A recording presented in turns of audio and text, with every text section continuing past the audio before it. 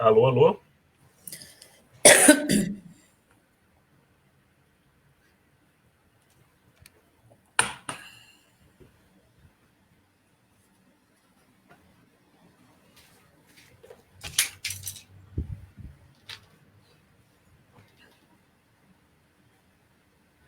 Alô, alô?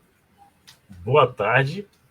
Hoje é sábado, 19 de setembro de 2020.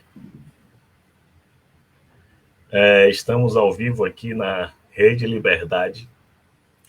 Neste ano de 2020, que nem deveria ser contado, mas estamos comemorando 10 anos da Rede Liberdade. Nós estamos aqui desde 2010. É uma rede que foi criada, uma rede virtual que é suprapartidária, de militantes e ativistas de esquerda. Nós estávamos aqui hoje, na época das lives, né?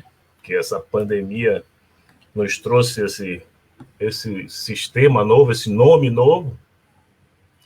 E o nosso colega já está entrando aqui, o Emos.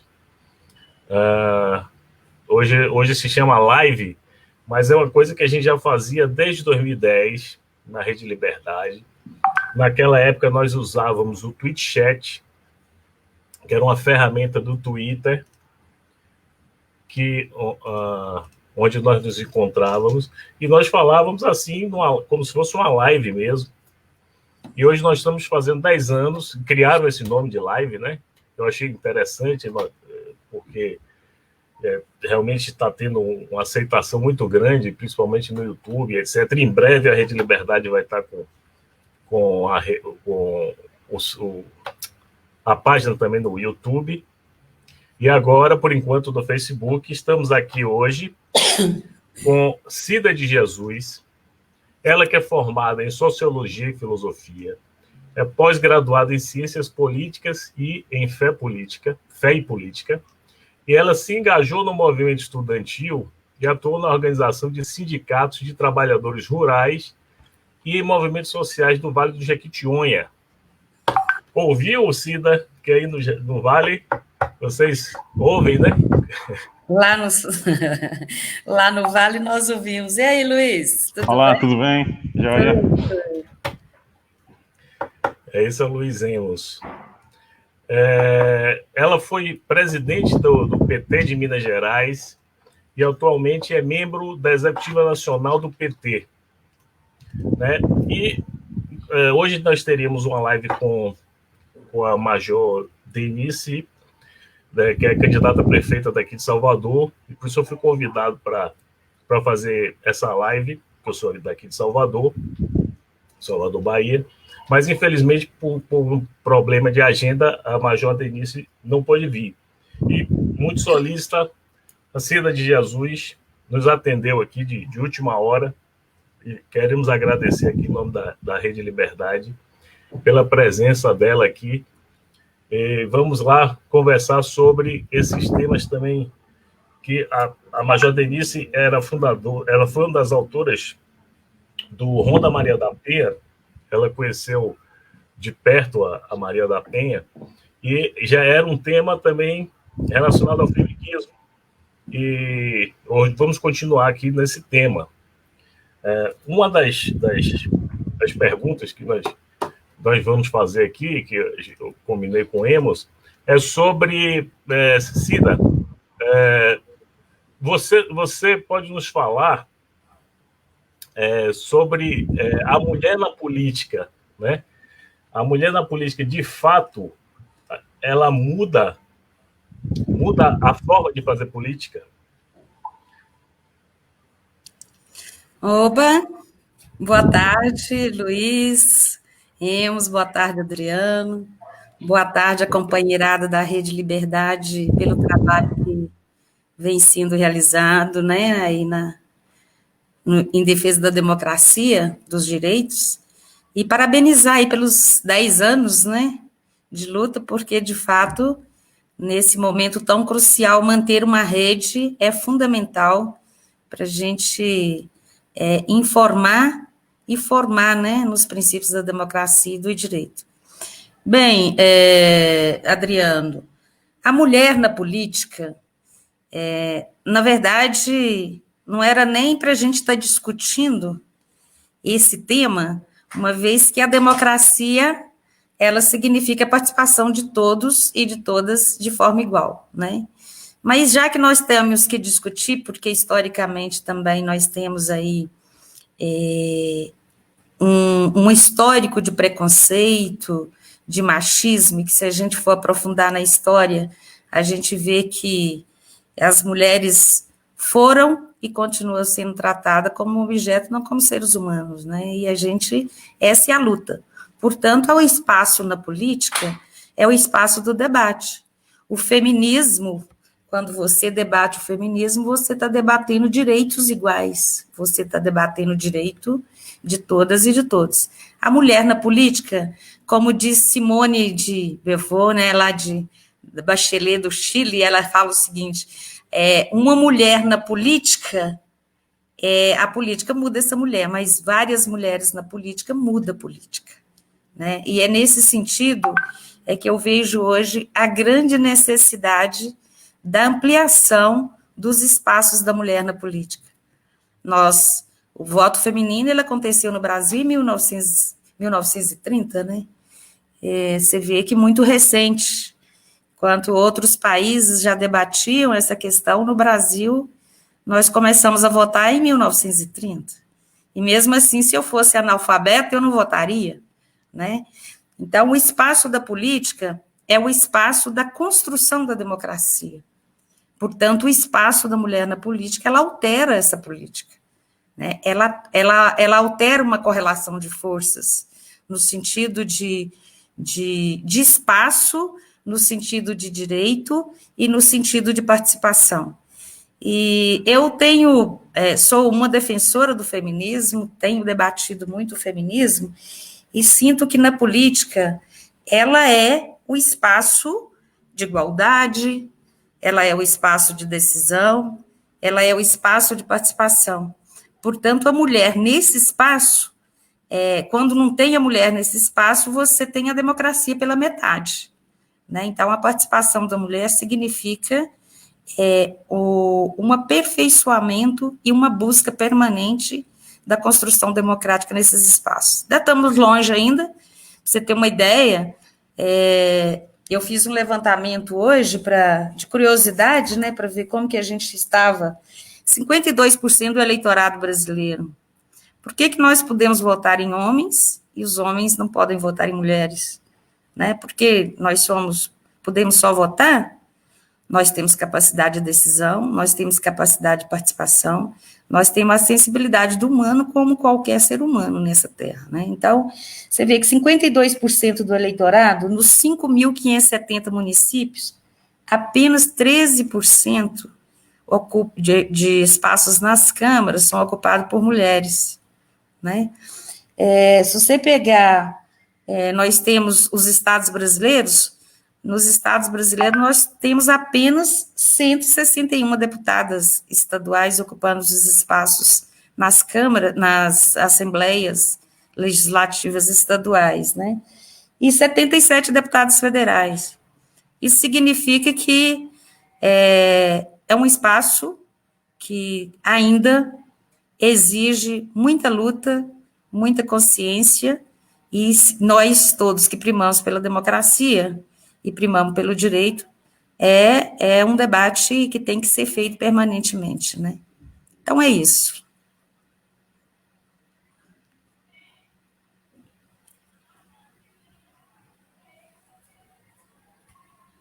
Não estou ouvindo.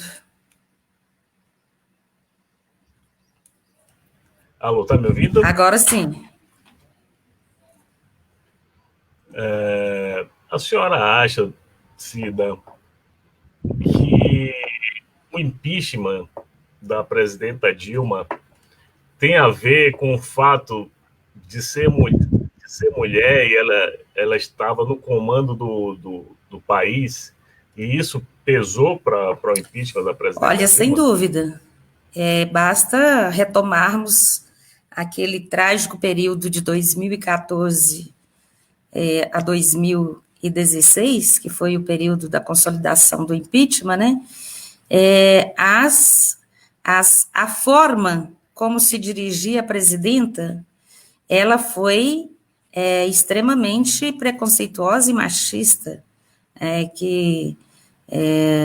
entendo que se fosse um homem, talvez teria acontecido também o impeachment, mas em um outro formato, porque o impeachment foi um instrumento para instaurar o sistema de repressão, o sistema de direito, de retirada de direitos, para entregar ao Brasil a soberania nacional. Todos nós sabemos disso, né? Então, não é necessário nem aprofundar nesses elementos que trouxeram e consolidaram o impeachment, né? Mas eu vou me ater naquilo que é o fato de ser mulher. Então, o fato de ser mulher, hoje, nos espaços de poder, é ainda muito, muito delicado. Delicado porque nós temos imprimida no Brasil uma cultura, de fato, machista, preconceituosa, e que o espaço da mulher é casa, família, ser mãe, produzir filhos, cuidar da casa, né? Então, a Dilma, ela sofreu as consequências por ser mulher, na forma, né? Você vê que os nomes que chamavam a Dilma, né, a forma como lidava com a questão da mulher, que isso teve um recolhimento dessa cultura machista, mas você vê que a cultura brasileira, ela é embreada desse conjunto de elementos que trazem no seu bojo a questão do machismo, a questão do preconceito, e a mulher como se fosse um ser que quando você fala de homem, você fala de indivíduo, você fala de ser humano. Quando você fala de mulher, e isso foi muito forte naquele momento, você fala, né, a figura, e as expressões são as mais drúxulas para poder dizer o nome de uma mulher, para poder referendar ou para poder se referir a uma mulher. Então, o fato da Dilma ser mulher, a forma foi uma forma extremamente desconexa com os princípios da democracia, com os princípios do direito e da defesa da vida, né? Então, para mim, a cultura machista permeou muito aquele debate. Basta ver as justificativas de votos pelo impeachment, né? E, lamentavelmente, não só de homens, de mulheres também, né? Então, ela é uma cultura, essa cultura, cada momento de crise na democracia e cada momento de crise nos aspectos tanto econômico quanto social, aspectos da saúde, como é o caso da pandemia agora, as mulheres são, de fato, as principais vítimas, né, porque existe uma estrutura, de fato, ainda muito fortemente preconceituosa e machista. Olá, boa tarde. Está me escutando? Oi, Luiz. Tudo bem. É o seguinte, Minas hoje, saiu até no G1, isso aí é uma pesquisa do IBGE, é o 8º estado com menos representatividade, né, da mulher na política. E a gente trazendo um pouco agora para essas eleições municipais, como é que está sendo essa representatividade das mulheres aí nas eleições de Minas? Olha só, os dados ainda não estão todos 100% concluídos, porque você ainda tem muita mudança nesse processo aí até o dia 30, dia 26, né? Mas do lugar que eu estou, que é do Partido dos Trabalhadores, eu tenho uma leitura muito otimista. Nas cidades hoje de segundo turno, ou cidades acima de 100 mil eleitores, nós temos grandes companheiras na disputa real, né? Você pega, por exemplo, Juiz de Fora, segundo turno, nós temos uma companheira, a Margarida Salomão, na disputa real em Juiz de Fora. Nós temos Montes Claros, segundo turno, uma companheira, a deputada, negra, mulher. Nós temos Contagem, uma companheira de luta, Marília, que, na disputa real, Betim, segundo turno, Maria do Carmo Lara, e Uberaba, com a Patrícia. Então, nós temos candidaturas hoje, em Minas Gerais,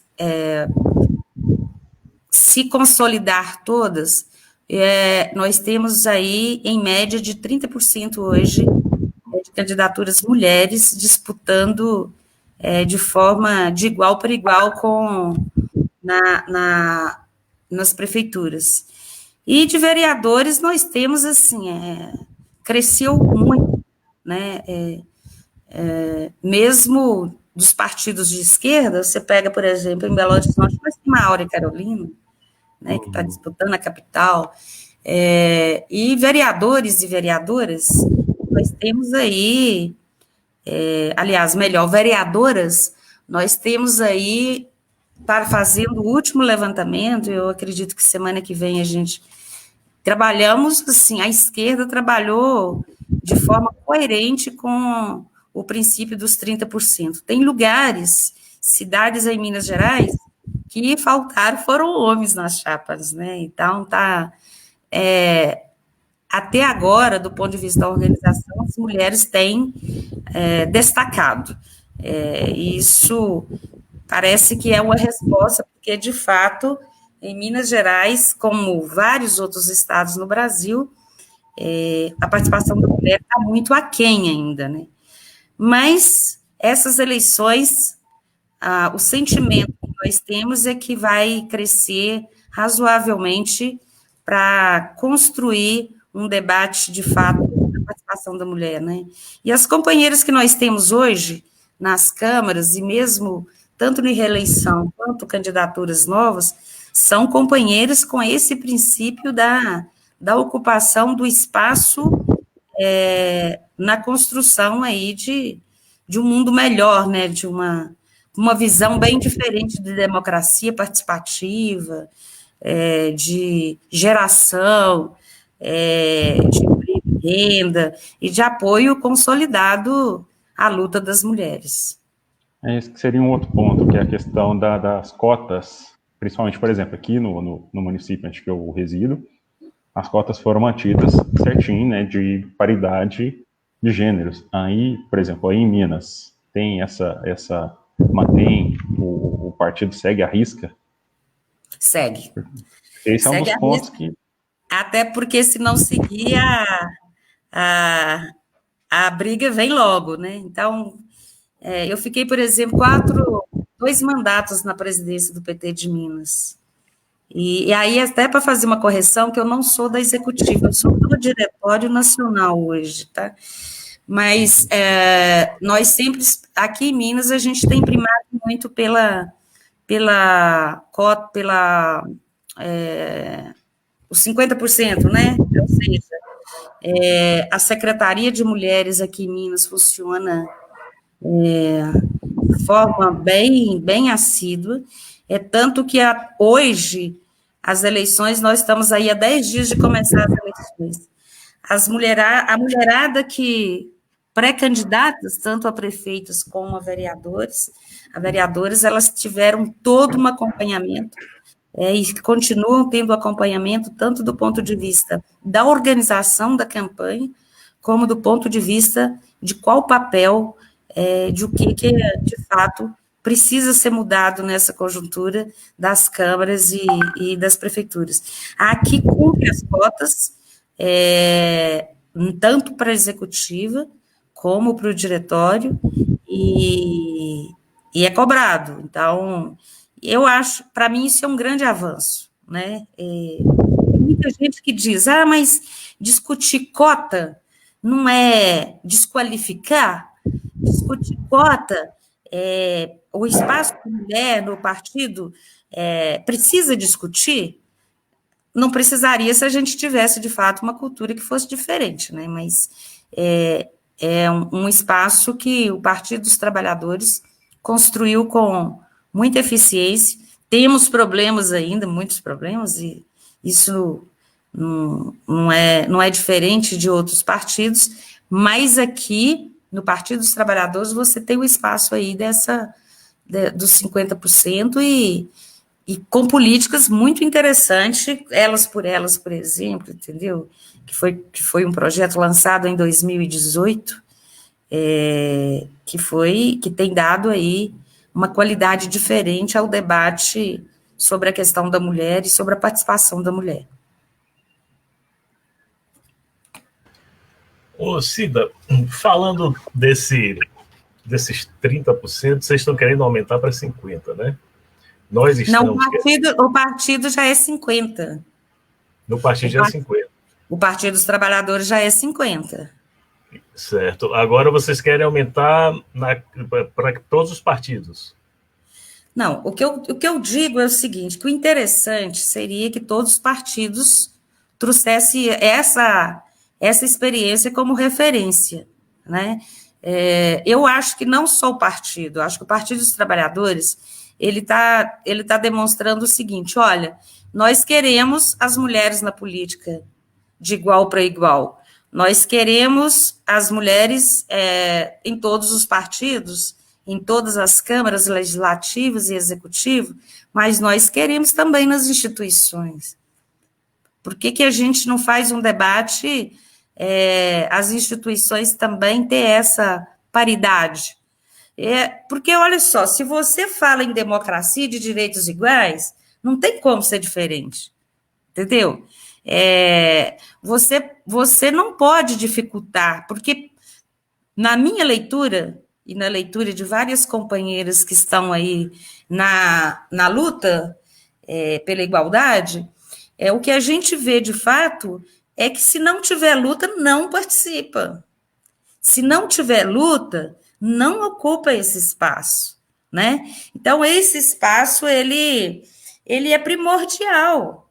Se nós queremos, de fato, uma democracia com os elementos necessários para uma democracia, nós precisamos de trazer esse debate para todos os espaços.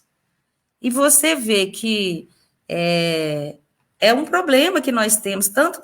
eu não vou nem falar do movimento que nós chamamos de direita, do centro-direita, dos partidos de direita. Eu estou falando do nosso campo, do nosso espaço de debate.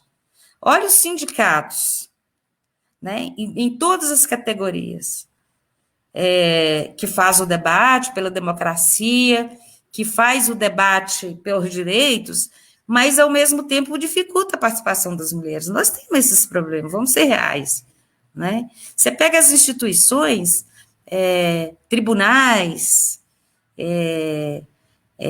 os espaços de ocupação dos estados, nas estruturas do estado, na estrutura do país, tem um problema. Onde está o problema? Se nós somos 52%, né? Isso significa que a população como um todo, você tem 52%, então não é o problema de mão, não é o problema de não querer, é um problema, de fato, de dificuldade. Então, essa questão da cota, por mais que ela tenha alguns elementos que as pessoas acham que não é o melhor caminho, mas ela é fundamental para a gente retomar o debate, para a gente fazer o debate de forma mais real, porque como que você fala em democracia? Né? Como que você fala em participação se você dificulta a participação das mulheres? Se as mulheres ainda têm dificuldade de estar nesses espaços, né? Então, aí tudo que você vê, a educação, aí pode ser a mulher, porque a mulher tem aquele espírito de maternidade, né? Aquela coisa, né? Aqueles elementos que a cultura traz, Mas por que ela não pode ser juíza, ela não pode ser desembargadora, ela não pode ser governadora, presidente da República, vereadoras, deputadas? Por que ela não pode ser uma líder sindical na presidência de igual por igual? Entende? Então, essa questão da cota eu defendo e seria bom se não precisasse defender. Mas no nosso país, da forma como foi construída a cultura, a relação com a mulher, é preciso debater, sim, e a gente precisa de unir mais, de estar mais juntos, tanto mulheres como homens, né, que desejam aí uma democracia real no país.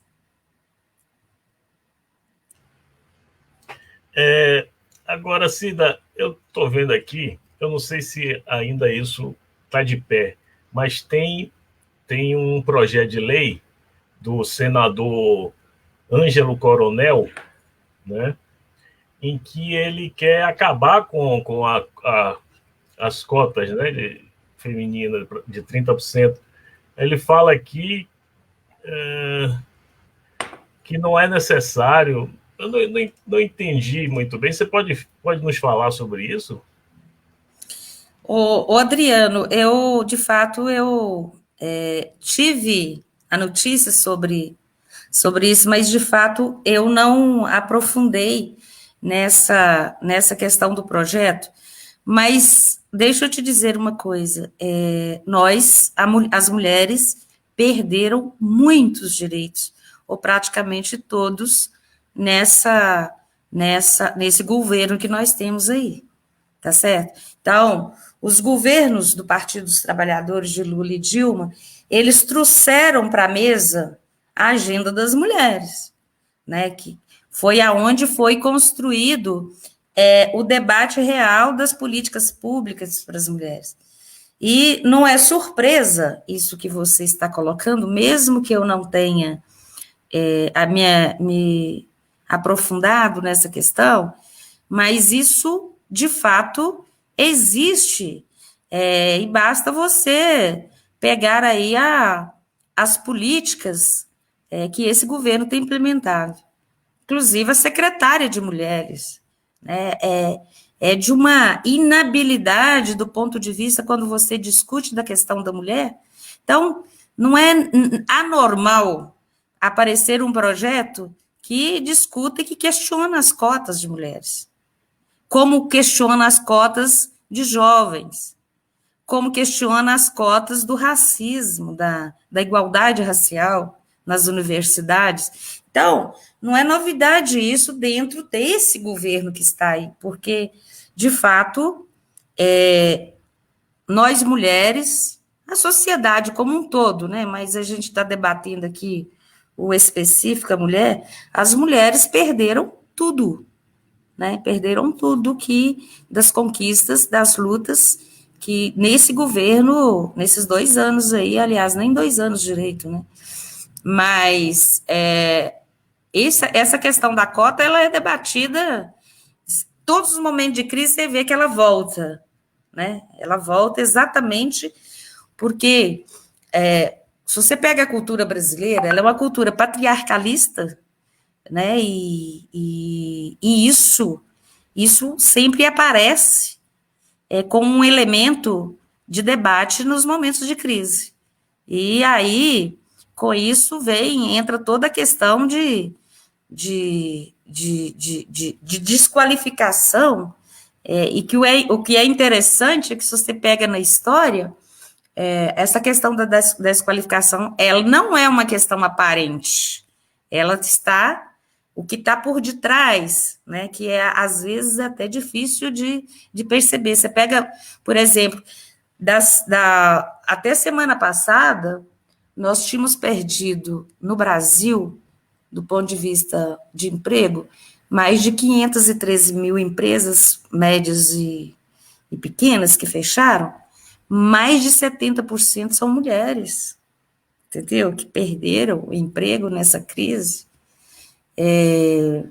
As mulheres perderam, de fato, tudo aquilo que ela conquistou mesmo nesse governo. Então, essa questão da cota não me surpreende, né? Que isso vai para o debate. Então, você pega, por exemplo, o histórico daquela menina de 10 anos, né, do Espírito Santo, que foi para Recife, você vê como que o governo se desdobrou naquele fato. Então, ali você percebe ali, né, questões de luta e de políticas e de uma organização forte no interior do governo contra a questão da mulher. Então, nesse sentido, nós precisamos de continuar de novo repetindo, a cota ela é fundamental nas nossas discussões. E eu estou muito feliz com o Adriano, que está com uma mulher também lá na Bahia, candidata a prefeita, né? E eu acho que isso vai nos dando força para poder não tirar da pauta essa questão da cota, né? Falando em questão de prefeitura, eu sou da cidade de Goiás e aqui a prefeita é mulher, é do Eu PT vi e foi mesmo, 8 eu anos. Foi a vi, que primeira legal, eu reeleição também vi que teve, isso. Aham. né? E ela fez a questão do CEAM, fizemos até, instituímos o CEAM aqui, que foram vários fechados, né, no estado, e o CEAM daqui, junto com até a atual vereadora Yolanda e com uma pré-candidata, a vereadora também, colocaram foram aprovadas 5 leis, uma delas com estudar a Maria da Penha nas escolas do ensino fundamental e médio. Agora, a questão que eu queria entender com você é o seguinte: como é que você enxerga a questão de como podemos ampliar mais a participação da mulher em tudo que, praticamente assim, saúde, educação e tudo que engloba os direitos humanos? Seria, tipo, só através das cotas ou algum outro tipo de educação também? As crianças pode começar por aí também? Qual que é um caminho bom para a gente fazer para ampliar mais a participação das mulheres nesses setores que são de extrema importância na nossa sociedade, né? Deixa eu te falar, se você pega, por exemplo, eu acho que a pandemia trouxe para a gente uma oportunidade de compreender melhor os problemas enfrentados principalmente pelas mulheres, né? Se você pega, por exemplo, a questão da geração de emprego e renda, o que nós, nas prefeituras, o que nossas candidatas, os nossos candidatos e vereadores podem debater com relação à geração de emprego e renda? O que você pode construir, né, a partir do espaço que está ali da geração de emprego e renda? Cooperativas, né? Economia solidária, economia social, tem que pensar nisso, que atenda esse princípio da geração da mulher, né? A mulher precisa começar a ocupar esse espaço, mas ela depende de políticas que dê sustentação a esse debate. É a mesma questão da saúde. Então, você vê hoje, por exemplo, nos espaços de poder dos conselhos, por exemplo, os conselhos municipais, as mulheres têm envolvido muito pouco nisso. Isso é desmotivação? Pode ser, mas não existe também uma motivação necessária para que faça com que elas ocupem esses espaços. Os conselhos das mulheres, tem conselho das mulheres, da mulher em todos os municípios? O conselho que debate o direito, que debate a saúde, que debate a igualdade de gênero, tem? Nem todos. Aliás, é muito, muito pouco, a não ser aqueles que primam pela participação social mesmo, aí que vai criando esses envolvimentos. Então, a educação, por exemplo, como que é o papel da mulher na educação? Ele é visto como, a participação da mulher na educação, ela é vista como? Ela é vista como alguém que pode produzir conteúdo ou alguém que simplesmente é o que sobrou para ela? Entende? A questão da mulher em outros espaços, como eu falava antes, das instituições, nós precisamos de fazer essa luta. E essa luta ela tem que começar na cidade. Para mim, esse momento que nós estamos, que é um momento de crise, tanto sanitária quanto econômica, social e política, é um momento ímpar para a gente construir esse debate. né? E esse debate, para mim, ele não é só das mulheres, não é só onde a mulher está participando do desafio, encarando o desafio de uma eleição, mas ele deve ser um debate provocado por todos. Então, portanto, quando você fala a questão da educação, da educação em Goiás, como em outros lugares, Adriano na Bahia, que tem o privilégio de ter lá o Rui, né? Quando você fala nesses espaços de como que a mulher pode participar, tem que participar através da provocação além do movimento de resistência que tem, mas também os espaços de poder têm que começar a fazer essa discussão. E essa discussão não é uma discussão só porque existe uma lei que obriga 30%, nem existe um partido que obriga 50%, mas é porque nós temos que chegar a um ponto que essa participação, ela deve e necessariamente tem que ser de plena consciência, de pleno direito de cidadão, com espírito de abertura, né? Porque eu acho que a gente faz esse debate, mas ainda tem aquelas dificuldades de bastidores, né? É mulher, a mulher pode abrir mão disso, né? A mulher tem outros compromissos, a mulher ela tem outras tarefas, e, infelizmente, em todos os espaços, o espaço ainda é muito periférico, né? Então, nós temos que começar a fazer essa discussão de forma desprendida do preconceito para a gente, de fato, consolidar. Aí você fala o seguinte, mas sempre foi isso, né, na história? De fato, né, de fato sempre foi. Mas se você pega, por exemplo, as histórias que nós temos, tanto de desqualificação, de movimento de desqualificação, mais os movimentos de resistência. Acho que tem que reconhecer nesses movimentos que tem uma coisa errada, senão não precisava estar debatendo. Né? Você pega, por exemplo, eu estou lendo um livro do mestrado,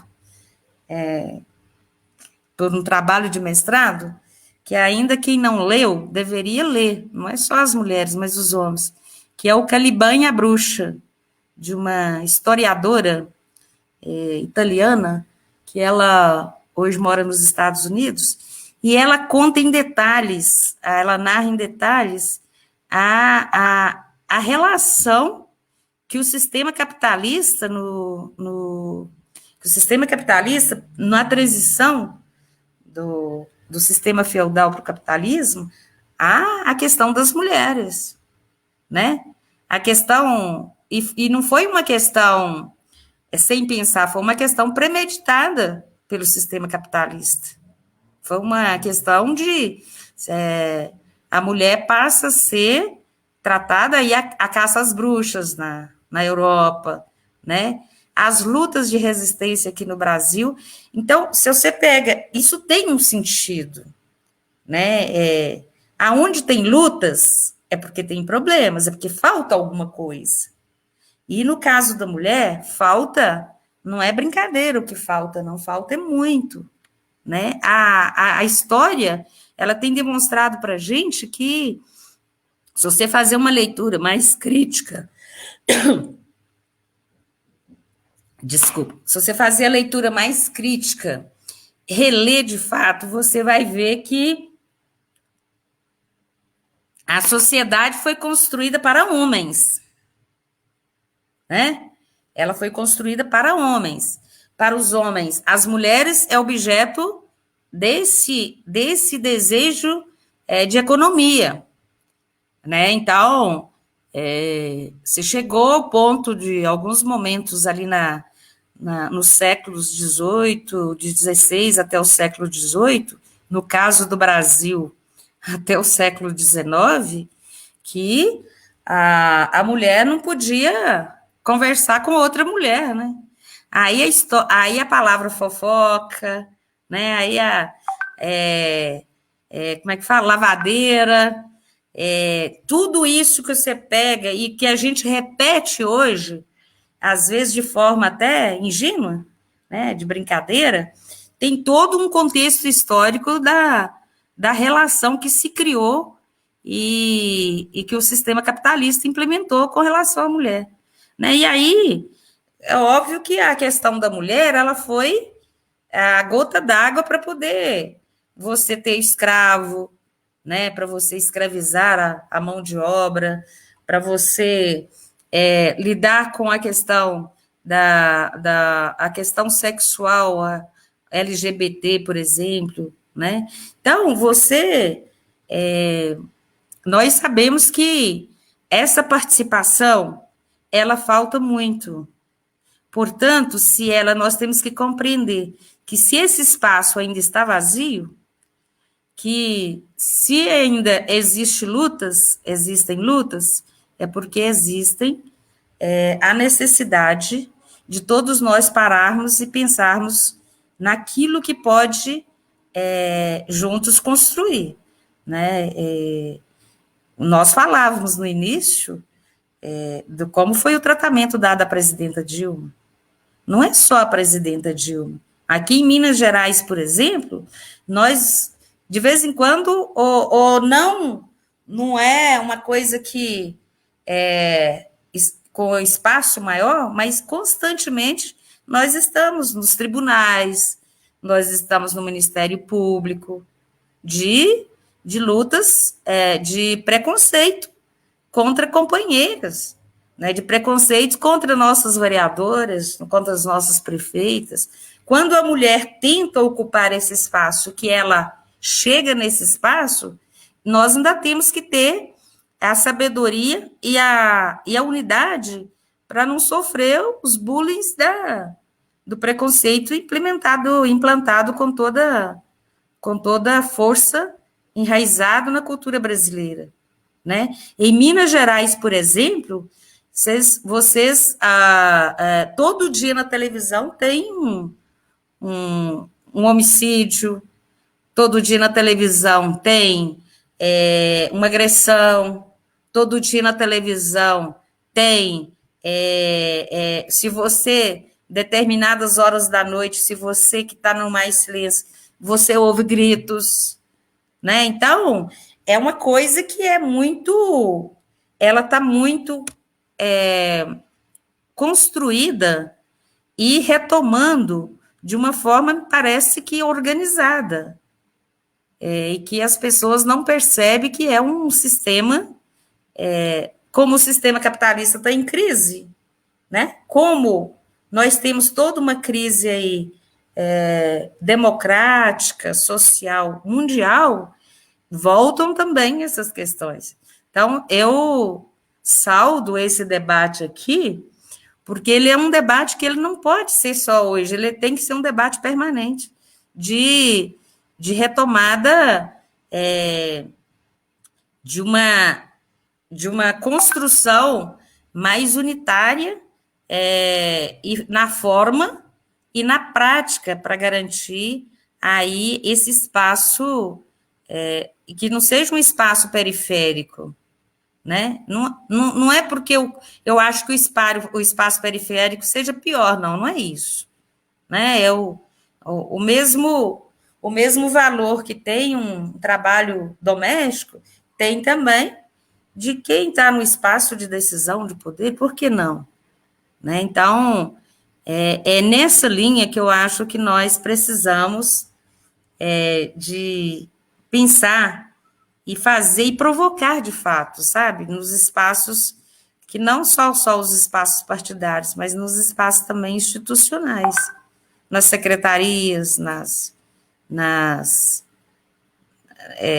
nos conselhos, nos sindicatos, nas igrejas, né? E eu fico feliz porque a resistência está aí. Não existe não é vitimização, né? É de fato uma questão que rola, que está aí, que precisa ser avaliada e precisa ser reavaliada e aprimorada as lutas constantemente, né? Eu queria pegar um gancho também na questão dos direitos humanos, né? Porque tem a luta por questão de gênero, questão do feminismo, tal, e a gente tem um governo que ele é misógino, machista, né, totalmente conservador. Assim, até que ponto e até onde a gente pode calcular, digamos assim, o estrago que seria as falas da Damares quando ela começa a falar, né, menino veste azul, menina veste rosa, e outras coisas assim que, né, que são praticamente, pode-se dizer, datadas de 2 séculos atrás e que ela tenta voltar essas coisas para hoje, né, tipo, no meio de uma luta por direitos igualitários de todas as formas. Olha só, eu falava antes, porque vocês há de concordar comigo que nós estamos num momento de crise, né? Nós temos crise, e ela é uma crise mundial. Ela é uma crise do sistema econômico vigente, que é o capitalismo. Então, todo momento de crise, se você tem governos democráticos e populares, você faz a resistência de uma outra forma, né? Você faz a resistência pelos princípios da democracia, e tivemos na história, inclusive, lutas socialistas, sistemas socialistas também, né? Mas num governo como o nosso, que o Brasil, infelizmente, teve, né? Estamos tendo a oportunidade de vivenciar, ele é um governo que volta tudo, todos os elementos que foram elementos do período colonialista nosso, né? A questão do patriarcalismo, a questão do patrimonialismo, a questão a questão da escravidão, né? Você vê que a todo momento voltam elementos que a gente achava que tinha superado. Olha, num país que se fala de democracia, olha como que é lidada com a questão do racismo, né? Você vê hoje, na periferia, e aí eu não vou muito longe, para não dizer que eu estou falando de outras, eu estou falando da minha casa, do meu espaço, a relação que se dá na questão da segurança com os jovens da periferia, negros, né? A questão das mulheres é uma coisa impressionante, porque quando você... E aí, então, o que o governo traz, inclusive a Damares, e para mim ela está colocada lá de forma intencional, que é para isso mesmo, né? O que traz são elementos que para nós tinham ficado lá na história de um passado, e está voltando. Quando você proíbe a educação sexual na escola, quando você priva a escola, né, de debater política, quando você coloca instrumentos de perseguição nas universidades, quando você começa a discutir a questão de cotas raciais nas universidades, quando você começa a discutir a questão a questão do aborto, a questão do direito do corpo da mulher. Olha, está uma luta lá no Congresso agora, e eu não duvido que passe, porque tem um artigo no direito penal da Constituição, na Constituição brasileira, que ela diz o seguinte: o aborto ele não é uma questão livre, mas você tem, exceto no caso de estupro, exceto no caso de o feto com problemas, né? Até isso eles estão mexendo lá agora, entendeu? Ou seja, tudo aquilo que para nós parecia que estava num passado longínquo está voltando no sentido da retomada da forma patriarcal de governos, de estrutura econômica, de estrutura social, né? Então, quando a gente faz esse debate nessas eleições, nós estamos fazendo, não é porque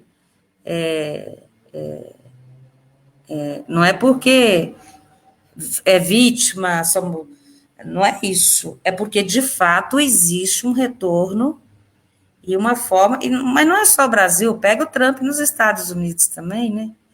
Então, existe um movimento organizado de que, se não tiver uma resistência de forma mais organizada, a gente sair um pouco do setorial e fazermos um debate mais orgânico e mais geral, nós podemos ter aí um retorno, principalmente na América Latina, nós podemos ter aí um retorno muito, muito forte de elementos que caracterizaram a questão dos direitos humanos, que caracterizaram a questão dos direitos, né, fundamentais, principalmente os elementos ligados ao patriarcalismo e à escravidão.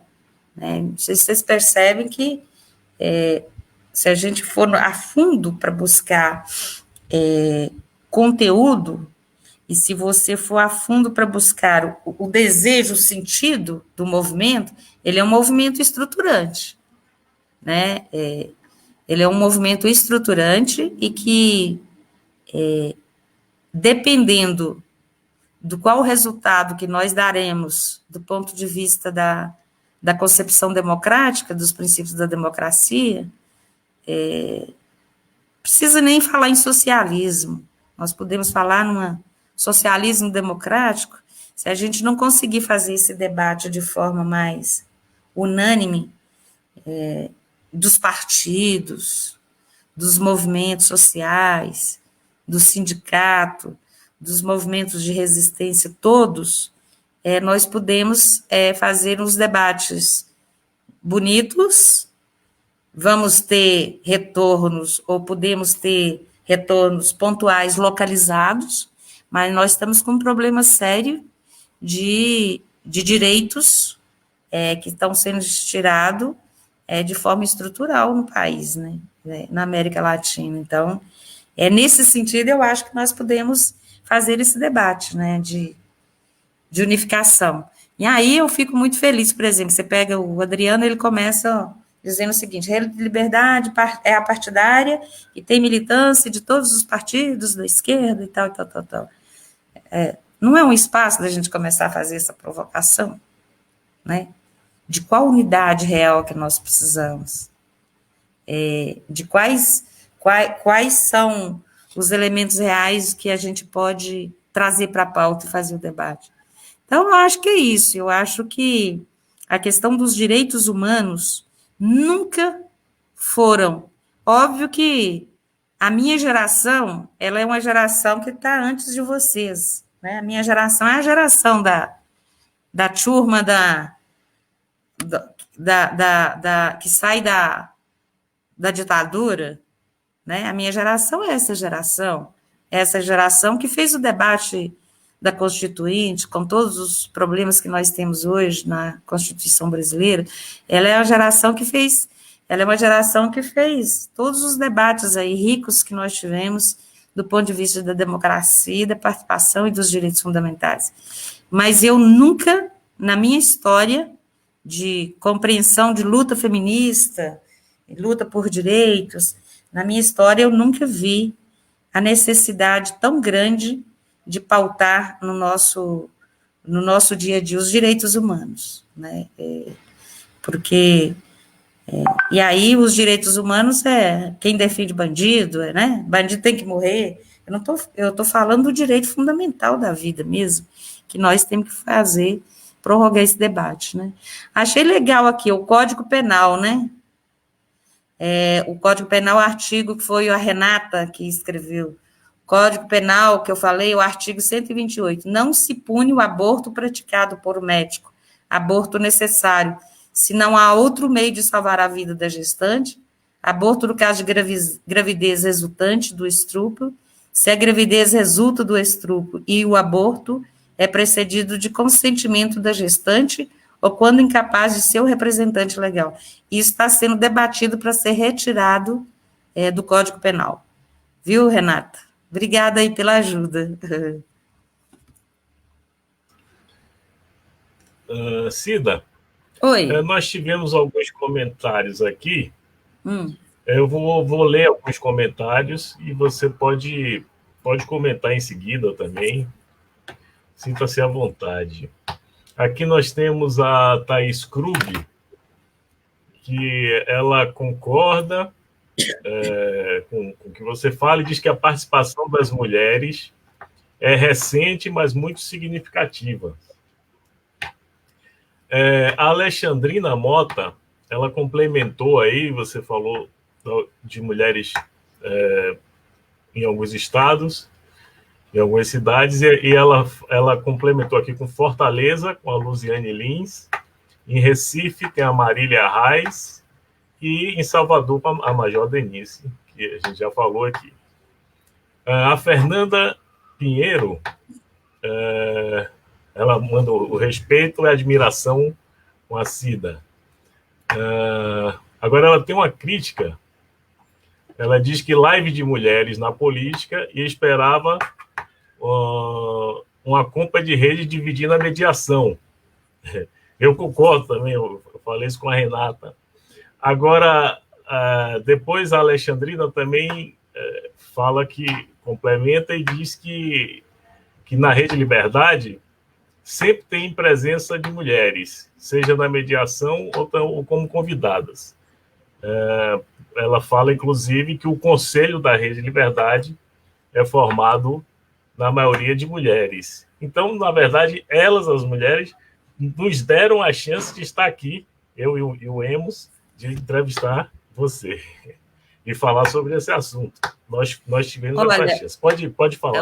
Tanto o Luiz depois quanto o Adriano, eu estou muito feliz de ter vocês aqui como mediadores, né? Eu acho que eu lido com a questão do feminismo.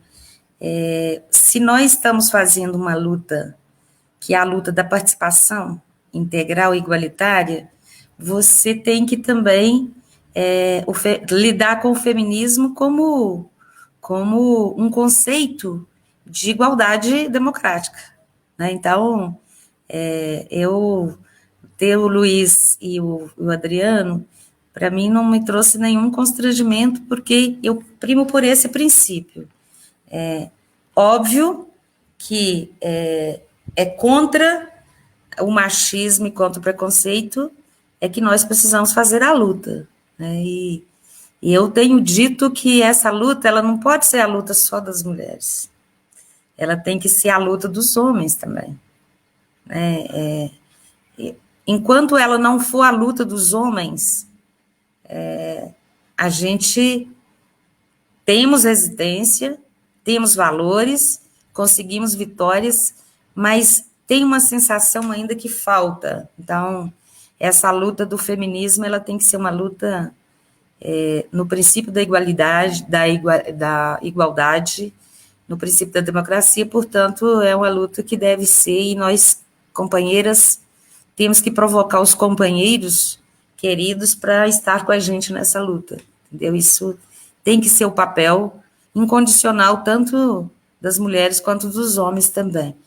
Com a questão de fato, eu me esqueci, peço desculpa, mas a gente eu pedi até o PT Nacional para poder fazer um balanço para nós de quais são as candidaturas do campo da esquerda no país, né, para a gente ter uma leitura mais clara. E eu esqueci, de fato, da Marília, a companheira de Goiás, né,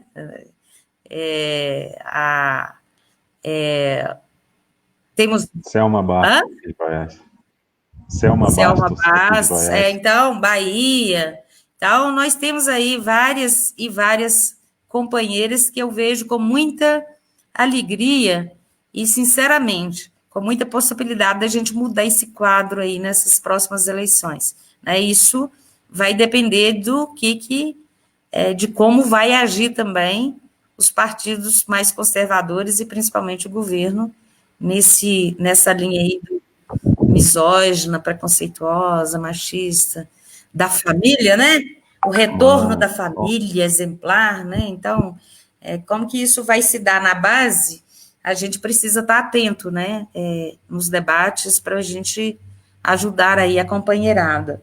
Com a questão da participação que a Thaís levanta, eu não acho a participação política, ela tem ampliado mais recentemente, mas ela é uma participação antiga, né?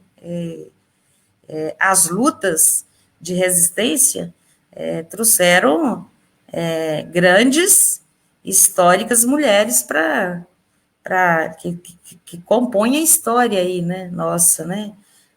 Você tem vários, a Bachelet, você tem a Luxemburgo, você tem a Simone de Beauvoir, você tem, trazendo para o Brasil, você tem uma relação extremamente rica de companheiras que fizeram a luta, né?